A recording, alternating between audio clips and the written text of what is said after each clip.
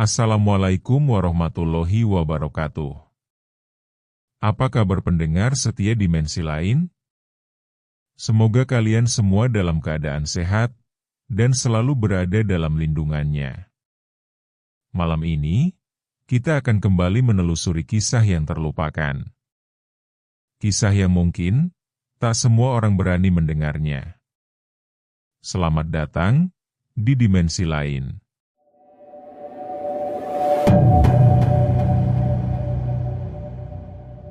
Hujan turun tipis, seperti abu yang jatuh dari langit. Di jalan menanjak menuju Gunung Kemukus, Arga menatap papan kayu bertuliskan, Makam Pangeran Samudro yang separuh tertutup lumut. Udara di sana lembab, setiap napas terasa berat. Ia datang bukan karena ingin, tapi karena suara dalam mimpinya.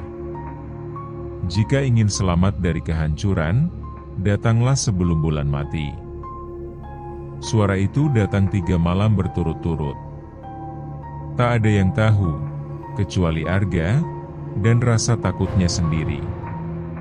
Uang usahanya hilang, rumah hampir disita. Dan malam ketiga, ia melihat bayangan lelaki tua berdiri di tengah kabut. "Gunung memanggilmu," katanya tanpa bibir bergerak. Untuk apa? Untuk menukar nasib. Arga mengira itu hanya mimpi, sampai hari ini. Di warung bambu di bawah lereng, ia memesan kopi. Seorang penjaga warung menatap lama. Jarang ada pendatang malam-malam begini. "Saya cuma lewat," jawab Arga pelan. Penjaga itu tersenyum tanpa gigi. Gunung tak pernah dilalui orang yang cuma lewat. Sementara itu, di bus terakhir dari Solo, Laras memegang foto anaknya yang terbaring di rumah sakit. Dokter bilang peluangnya kecil. Tapi mimpi yang sama menuntunnya ke tempat ini, suara lelaki di kabut yang menjanjikan kesembuhan dengan satu syarat, bayaran tubuh dan rahasia. Ketika malam tiba, kabut turun seperti tirai tebal. 2 orang asing berjalan di jalur berbeda, menuju puncak yang sama. Seekor anjing melolong dari kejauhan. Dari balik pepohonan, seseorang memperhatikan mereka. Lelaki tua berkerudung hitam, matanya merah seperti bara yang nyala terakhirnya belum padam. Gunung Kemukus bergetar pelan.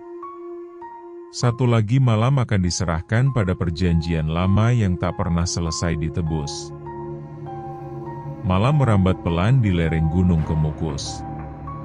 Kabut turun seperti jaring, menutup suara jangkrik dan angin. Arga menyalakan senter, tapi cahaya itu tenggelam di kabut, seolah udara menelannya. Di tikungan jalan berbatu, seseorang berdiri menunggu. Lelaki tua bersarung hitam, rambutnya kelabu, kulitnya seperti tanah kering. Ia tidak tersenyum. "Kau datang karena ingin hidup?" tanyanya. "Aku hanya ingin keluar dari kehancuran." "Itu sama saja." Arga menelan ludah.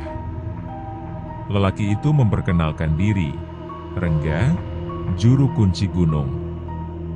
Ia berjalan di depan tanpa menoleh, langkahnya pelan tapi tak pernah berhenti. Arga mengikutinya sampai ke pondok bambu di tepi hutan. Di sana, obor kecil bergetar, dan bau dupa menyesaki udara. "Gunung memberi 2 jalan," kata Rengga lirih. "Yang datang dengan niat tulus akan pulang dengan cahaya.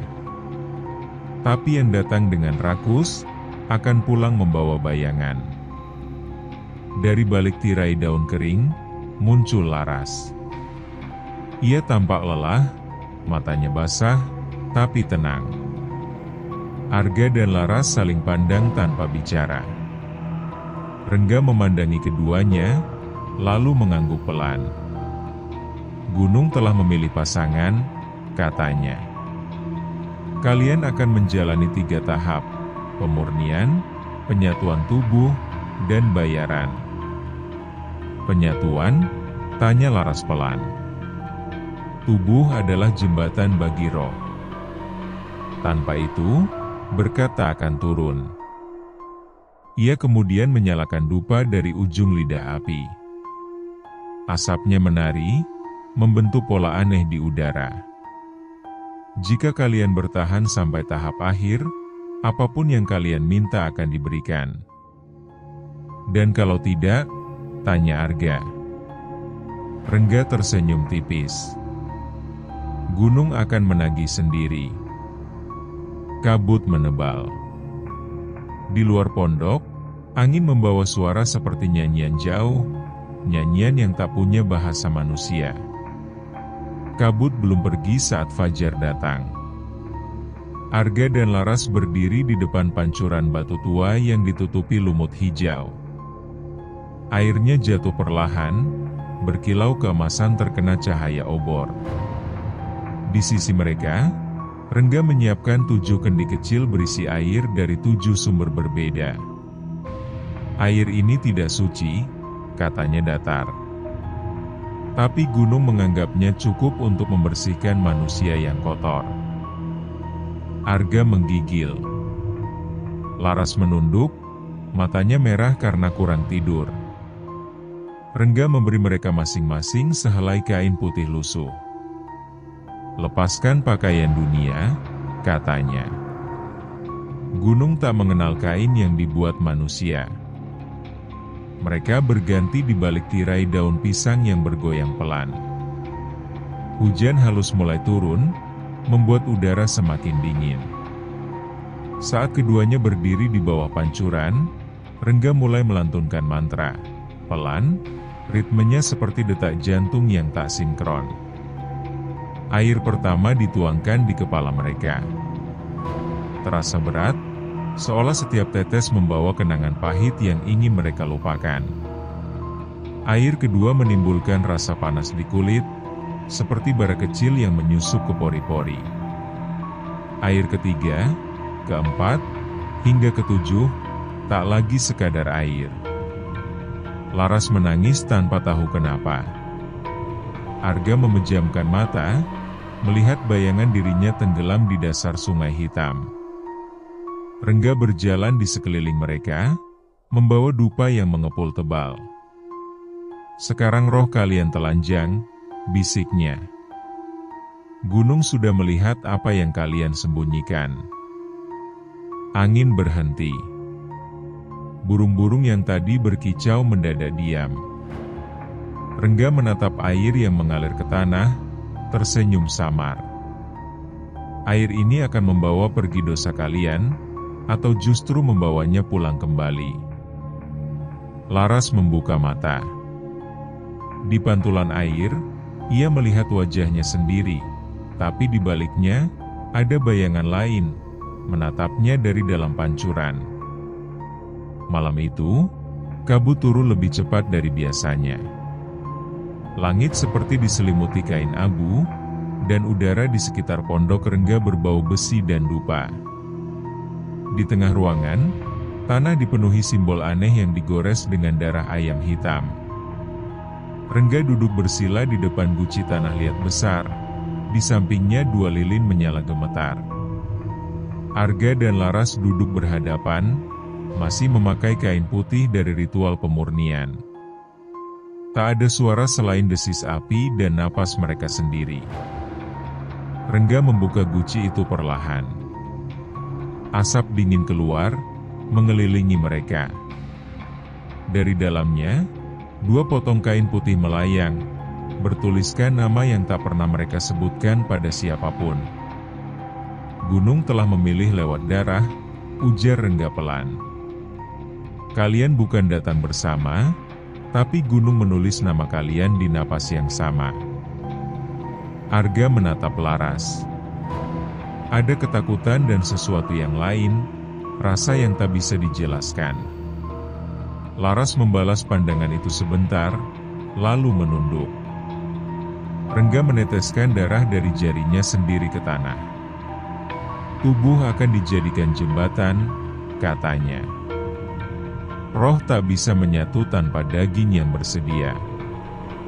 Ia lalu mengambil gong kecil, memukulnya 7 kali.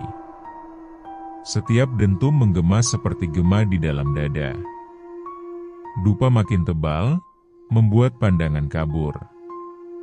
Dalam kabut itu, bayangan tubuh Arga dan Laras mulai bergetar, seperti diseret sesuatu yang tak terlihat. Jangan melawan, suara Rengga memecah senyap. Biarkan gunung menentukan siapa yang menanggung, dan siapa yang dibayar. Kabut di dalam pondok bergerak pelan, membentuk 2 sosok menyatu di antara cahaya lilin. Rengga menunduk, tersenyum kecil. Penyatuan sudah ditentukan. Malam berikutnya, tubuh kalian akan diuji. Malam itu, kabut turun seperti tirai basah menutup seluruh lereng. Pondok bambu tempat mereka berdua berada diterangi hanya 1 lampu minyak. Asap dupa melingkar di udara, seolah enggan pergi. Di luar, suara gong berdentum 7 kali, pelan, namun menembus dada. Rengga berdiri di depan mereka, membawa kendi kecil berisi cairan hitam pekat. Ini bukan darah, katanya lirih. Tapi sesuatu yang lebih tua dari darah, pengikat antara tubuh dan roh. Ia menorehkan sedikit cairan itu di dahi Arga dan Laras. Aroma besi dan tanah lembab bercampur di udara. Jangan takut, lanjutnya. Malam ini, kalian bukan manusia. Kalian adalah cermin dari satu keinginan, untuk kaya, untuk sembuh, untuk menukar nasib. Ia berjalan memutar, membakar dupa baru. Asapnya tebal, menutup pandangan. Suara Rengga mulai berganti, dalam, bergema seperti dari perut bumi. Tubuh adalah jembatan, roh adalah penumpangnya. Bila keduanya menyatu, dunia akan bergetar. Arga merasakan tubuhnya berat, matanya buram. Laras berusaha bicara, tapi suaranya tertelan kabut. Hanya jantung mereka yang masih terasa berdetak, tak serempak, tapi menuju satu irama yang sama. Lampu minyak bergetar, lalu padam. Dalam kegelapan, angin berhenti. Tidak ada cahaya, tidak ada waktu. Dari luar, Rengga berbisik pelan. Gunung sudah melihat kalian.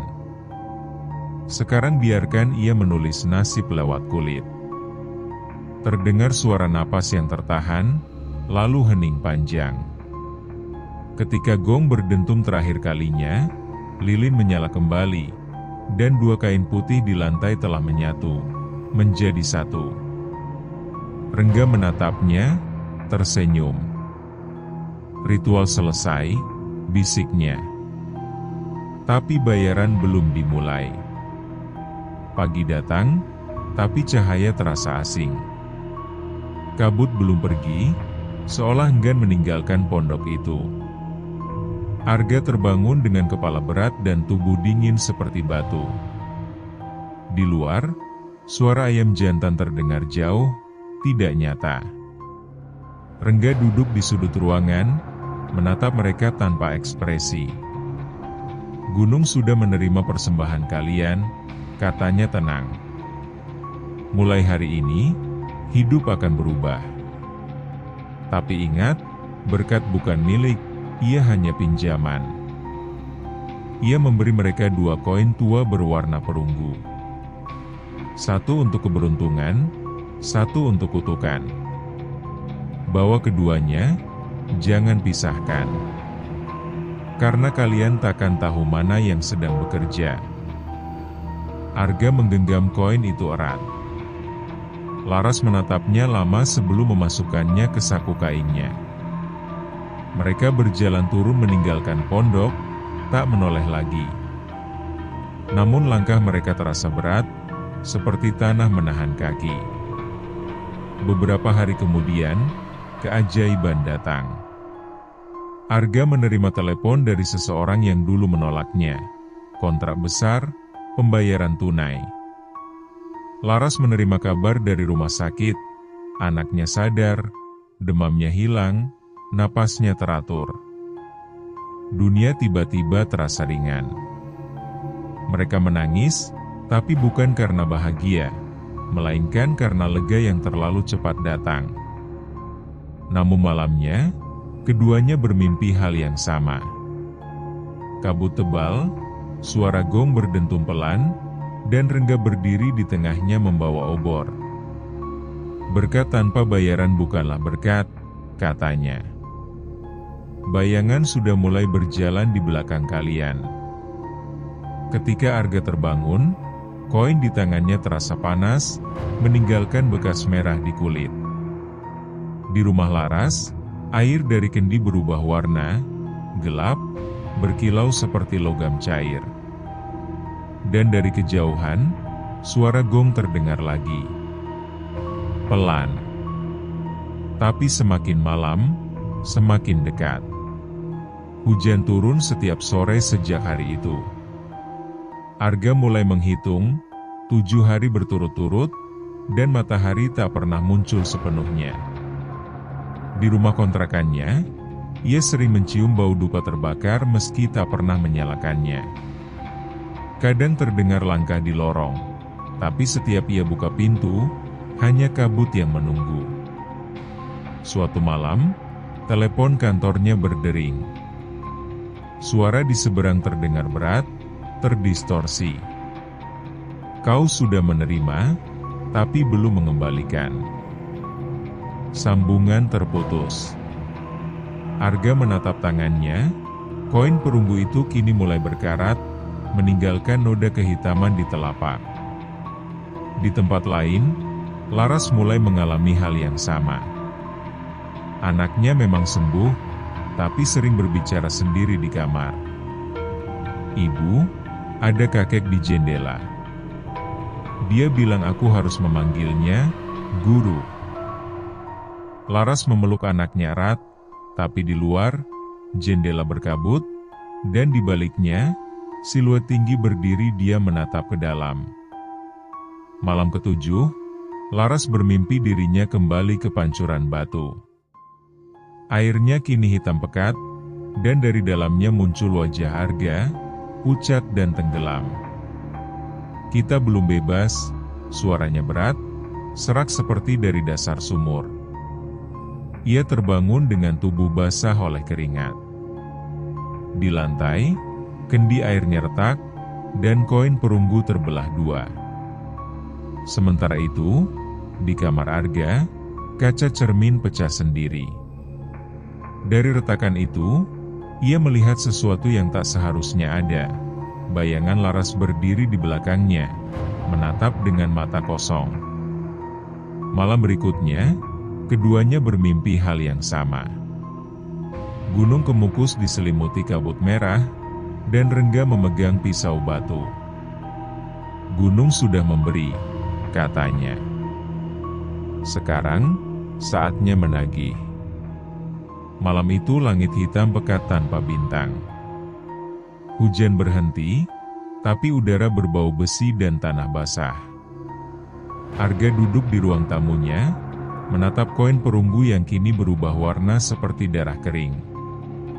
Dari jendela, kabut merayap perlahan masuk, bukan dari luar, tapi dari lantai, seperti uap yang lahir dari dalam rumah. Suara gong berdentum jauh, namun terdengar jelas. Satu harus membayar untuk dua yang berani meminta, bisik suara Rengga, entah dari mana. Arga menatap pintu yang perlahan terbuka sendiri. Di luar, berdiri sosok berjubah hitam, wajahnya tak terlihat. Tapi Arga tahu, itu dia. Rengga melangkah masuk, membawa kendi batu dan pisau kecil dari obsidian. Gunung tak mengenal utang panjang, katanya. Berkat harus ditebus. Kami tak tahu caranya, jawab Arga gemetar. Kau tak perlu tahu. Gunung sudah menunjuk. Dari kendi itu, Rengga menumpahkan cairan merah ke lantai. Kabut berputar di atasnya, membentuk wajah Laras, pucat, matanya kosong, menatap tanpa suara. Yang lembut akan diterima lebih dulu, kata Rengga pelan. Dan yang tamak akan ditinggalkan untuk menanggung ingatan. Di tempat lain, Laras duduk di ranjang anaknya. Udara di kamar membeku. Anaknya tidur nyenyak, tapi napasnya seolah menyatu dengan suara lain, napas lelaki tua yang ia kenal. Bu, suara kecil itu bergetar. Kakek bilang waktumu habis. Laras menatap jendela. Di balik kabut, ia melihat siluet Arga berdiri jauh di sana, seakan memanggilnya. Ia tersenyum tipis, lalu berbisik pada anaknya. Kalau ibu pergi, jangan panggil ibu di malam hari, ya? Rengga menunduk dalam kabut. Pisau di tangannya bergetar, dan gong berdentum ketujuh kalinya. Gunung Kemukus sudah menagih. Kabut malam itu tak seperti biasanya, lebih tebal, lebih berat, dan bergerak seolah bernyawa. Laras berdiri di tepi jalan menanjak menuju Gunung Kemukus, mengenakan kain putih yang dulu ia pakai dalam ritual. Di tangannya, koin perunggu yang terbelah dua ia genggam erat. Aku datang untuk mengembalikan, bisiknya. Setiap langkah meninggalkan jejak panas di tanah basah. Angin tidak berhembus, tapi daun-daun bergetar sendiri, seolah gunung sedang bernafas. Di puncak, Rengga sudah menunggu. Ia tampak lebih tua, matanya merah menyala di antara kabut. Gunung menunggu yang berani datang tanpa dipanggil, katanya pelan. Aku tak mau harta. Aku hanya mau anakku hidup tanpa bayangan ini. Maka berikan tubuhmu, bukan suaramu. Rengga menancapkan tongkat di tanah, dan tanah bergetar lembut. Dari dalam kabut, muncul bayangan Arga, lelah, bingung, tapi mengikuti bisikan yang sama. Laras, panggilnya, tapi suaranya hilang ditelan angin. Laras menatapnya, senyum tipis di wajahnya. Jangan ikuti aku. Aku sudah cukup membayar. Rengga mengangkat kendi batu, menumpahkan cairan merah ke tanah. Gong berdentum 7 kali, dan kabut menyala samar seperti bara. Laras melangkah ke tengah lingkaran ritual, tubuhnya perlahan diselimuti kabut yang berputar. Yang rela, diterima tanpa sakit, bisik Rengga. Yang menyesal, akan hidup lebih lama untuk mengingat. Ketika dentuman terakhir berhenti, kabut runtuh. Di tempat Laras berdiri, hanya tersisa kain putih dan 1 koin utuh, bersinar hangat di tanah lembab. Arga berlutut, tangannya gemetar memungut koin itu. Gunung sudah selesai menulis, kata Rengga, menatap kabut yang kini diam. Tapi kau belum selesai membaca. Beberapa tahun berlalu. Arga kini hidup berkecukupan, rumah besar, usaha maju, wajahnya terpampang di iklan perusahaan. Namun setiap kali hujan turun, kabut datang lebih dulu, menyelusup di sela jendela dan menutup ruangan dengan bau dupa lembab. Di ruang kerjanya, 1 koin tua terletak di atas meja kaca. Permukaannya berkilau samar, tapi bila diperhatikan, ada guratan halus membentuk wajah seorang perempuan, Laras. Arga tak pernah menyentuhnya, hanya menatap, seperti orang menatap luka yang tak ingin disembuhkan. Malam-malam tertentu, ia mendengar suara lembut di dalam kabut. "Kau sudah kaya, Arga. Tapi kau belum bebas." Ia sering menoleh, namun tak pernah melihat siapapun. Kadang ia mendapati jejak kaki basah di lantai, menuju pintu yang tertutup rapat. Di luar, kabut berputar seperti sedang menunggu seseorang keluar. Suatu malam, Arga tak tahan. Ia membawa koin itu kembali ke Gunung Kemukus. Jalan setapak tampak sama, lembab, sepi, dan penuh bau tanah tua. Di puncak, hanya kabut dan suara gong dari kejauhan. Ia meletakkan koin itu di atas tanah, lalu berbisik, "Aku tak ingin lagi. Ambillah segalanya." Angin berhenti. Dari balik kabut, siluet Laras muncul, wajahnya tenang, matanya tertutup. Ia mendekat, menyentuh pipi Arga dengan jari dingin. "Gunung tak ingin segalanya," katanya pelan. "Gunung hanya ingin janji ditepati." Kabut menelan mereka berdua. Ketika pagi tiba, di tempat itu hanya tersisa koin tua, dan 2 jejak kaki mengarah ke kabut yang belum pernah benar-benar hilang. Terima kasih sudah menyimak cerita malam ini. Semoga kisah tadi membawa kita untuk lebih berhati-hati pada hal-hal yang tak selalu tampak oleh mata. Jangan lupa untuk subscribe, agar kalian tak tertinggal cerita lain dari dimensi lain. Saran dan kritik kalian sangat berarti, agar perjalanan kita di dunia misteri ini bisa terus lebih baik. Wassalamualaikum warahmatullahi wabarakatuh. Sampai jumpa di kisah selanjutnya, di dimensi lain.